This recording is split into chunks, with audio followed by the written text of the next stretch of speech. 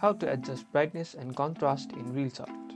Achieve the perfect look for your videos in Reelshot by adjusting their brightness and contrast. This helps correct lighting issues and make your footage more visually appealing. This guide shows you how. In your open Reelshot project, tap on the video clip on the timeline that you want to adjust for brightness and contrast. The action will select the clip and bring up its editing options, just like this. Currently, the brightness feature is not available in Reelshot, but in the updated versions it might be available. So, look for the adjust tool icon in the editing toolbar, which might look like a dial sliders or be under a color section.